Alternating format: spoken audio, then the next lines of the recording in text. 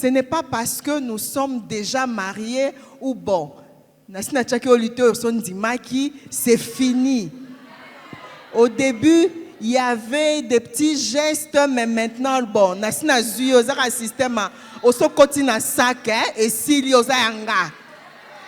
non, ce n'est pas comme ça. De temps en temps, un peu de romantisme, ça fait vivre. Un peu de romantisme, ça fait rajeunir. Amen. Voilà les sorties. Depuis que toi tu es là, Fumouchik, Fumu travail. Donc il n'y a que le travail. Mais est-ce qu'on ne peut pas aller un peu à Maluku? Oh non, tu vois, j'ai 3 interventions aujourd'hui, je n'ai pas le temps pour ça. Mais mon agenda est déjà chargé. Mais la vie là, c'est ce qu'on est en train de vivre maintenant. Il n'y a pas une deuxième vie, il n'y a pas une troisième vie. Si on ne peut pas se réjouir maintenant, quand est-ce qu'on va se réjouir? La Bible dit, il y a un temps pour tout sous le soleil. Il y a un temps pour travailler, il y a un temps pour se reposer, il y a un temps pour s'amuser, il y a un temps pour tout. Alléluia. Alléluia. Les frères, est-ce qu'on me suit? Tu es là seulement à sortir de longs français. Non, mais tu vois, je dois penser à la vie, à l'avenir. Non, mais tu vois, je n'ai pas encore. Oh, papa. Non, liakawanate. Je n'ai pas seulement besoin de ça. J'ai aussi besoin de me sentir vivre. Alléluia. Alléluia. Je me rappelle moi aussi qu'au début de notre mariage, c'était ça.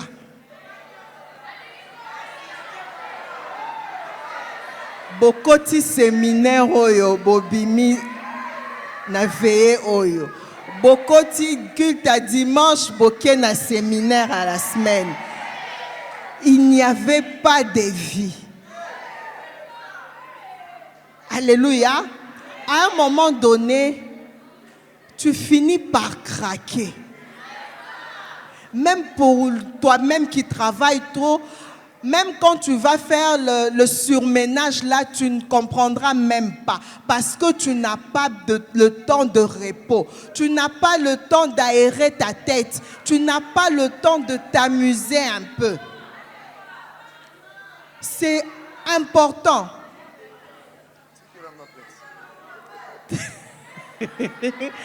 Des fois, tu as la dépression à la Congolaise sans que tu aies la dépression. Hein? Le blanc reconnaissent bien que eux ont dépression. Mais nous, tellement qu'on n'a pas cette culture-là, même quand on est en train de déprimer, on ne se rend pas compte qu'on est en train de faire une dépression.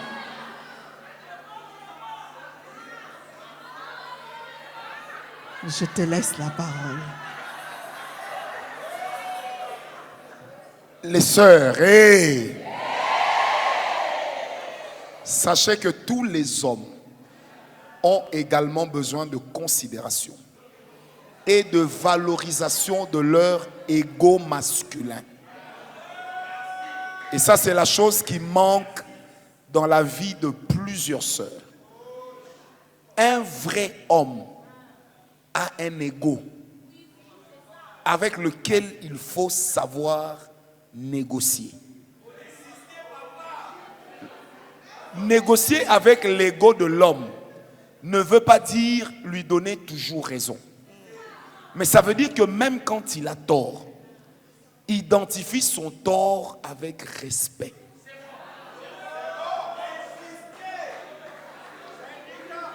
Vous savez, dans la vie, même quand vous n'êtes pas encore marié, ou lorsque vous serez également marié, une femme peut tout obtenir de son mari. mais elle doit savoir négocier avec son ego. Vous savez, il y a des gens comme ça qui détruisent des choses précieuses telles que l'amour. Elle commence à ramener plus d'argent que l'homme. C'est entre les deux, mais elle commence à se plaindre chez les voisins. C'est moi qui paye le loyer. Lui, qu'est-ce qu'il fait? Il n'achète que les pains le matin. En fait, c'est un manque de considération. Et le problème avec le manque de considération, surtout lorsque ça va de la femme vers l'homme, si cet homme est rancunier, le jour où Dieu va le restaurer, il va te le faire payer. Amen, amen. Ne minimise jamais quelqu'un qui t'aime juste parce que tu as plus que lui. Tout homme a besoin qu'on le considère, a besoin que l'on vante ses mérites. Vous savez, dans une maison, dans un foyer, un homme dit, ah, on va peindre en blanc. La femme dit, on va peindre en jaune, pierre de France. Finalement, à un moment, l'homme décide qu'on puisse peindre en jaune, pierre de France. Une femme qui deal avec l'ego de son mari ne dira jamais devant les gens, c'est la couleur que j'ai choisie. Mais elle dira devant les gens, en tout cas, il a des bons choix. Hein. C'est un moyen de le caresser dans le sens du poil. Ça lui permet de se sentir élevé. Mais si devant les gens, tu commences à montrer aussi que toi, tu as toujours raison, que ce que tu penses, c'est toujours vrai, et surtout si tu veux montrer que c'est toi qui diriges, bien aimé, attention. Même un homme qui paraît invulnérable peut se transformer en véritable Django. Seulement parce que son ego est écrasé. Quelqu'un me comprend? Vous savez, lorsque nous étions fiancés, il nous arrivait aussi d'aller au restaurant. Et on a des amis. Quand c'est elle qui doit payer, elle me donne sa carte avant qu'on entre. Ou elle me donne l'argent avant qu'on entre. Parce que si on mange avec mes amis et que c'est elle qui paye, elle aura marqué un but à l'extérieur. Ouais. Or, ce n'est pas de l'orgueil, c'est de la fierté d'homme. C'est ça qu'on appelle l'ego. Ne confondez pas l'ego avec l'égoïsme. C'est différent. L'ego d'un homme marche avec le fait qu'il aime être respecté. Il aime être honoré. Est-ce que quelqu'un m'a compris? Et il faut vanter cela. Il faut montrer même à tes copines que mon mari, ah non, c'est terrible. Qu'est-ce qui est terrible? On ne sait pas. Mais tu veux seulement montrer que c'est d'abord lui. Est-ce que quelqu'un m'a compris? Et donc, cette considération, on en a besoin. C'est comme ça que quand une femme passe son temps, même dans les fiançailles, à humilier l'homme qui veut l'épouser, ou à humilier son mari, si cet homme est un vrai homme, même s'il a le Saint-Esprit, à un moment, il va craquer. Et ici, j'aimerais même aller plus loin. Même sur le plan sexuel dans un foyer, il faut que la femme honore l'ego de l'homme. C'est-à-dire que même quand il a raté de marquer le but, il ne faut pas crier. Foutez.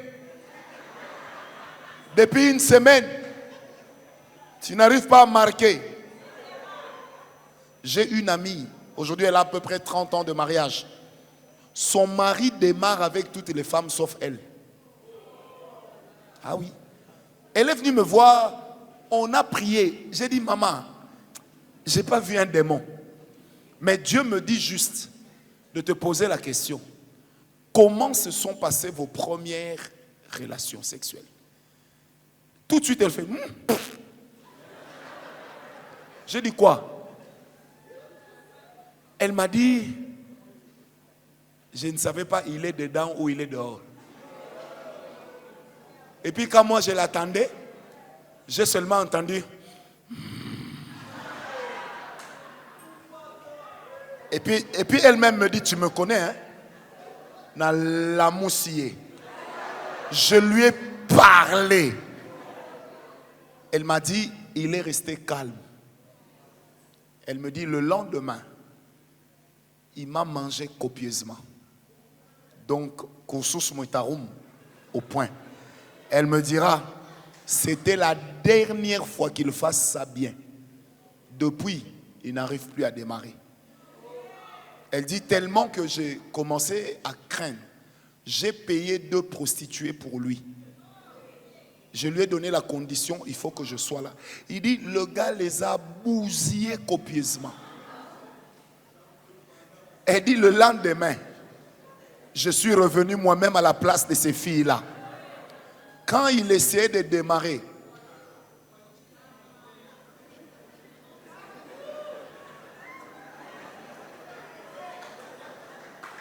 elle dit, j'ai tout fait. À un moment, ça faisait. Et puis,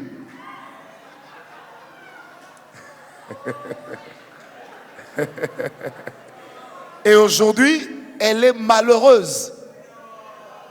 Très malheureuse. Elle me dit, si j'avais assisté à une réunion des grands jeunes où on dit de telles choses, je crois que je serais heureuse dans mon foyer. Donc mes sœurs, si tu as un homme qui est fauché, c'est votre histoire à vous deux.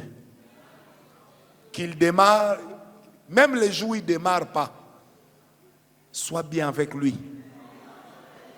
Comme ça, le lendemain, il va démarrer. De toute façon, même une batterie, ça se fatigue.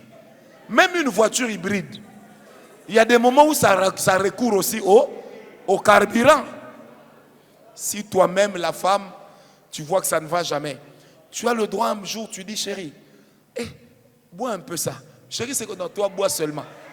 Quand il boit beaucoup, on boit nzoto, mais tu ne vas pas lui dire, bois. Il te pose la question, pourquoi tu es yo? Il insiste, mais oui, mais pourquoi tu fais...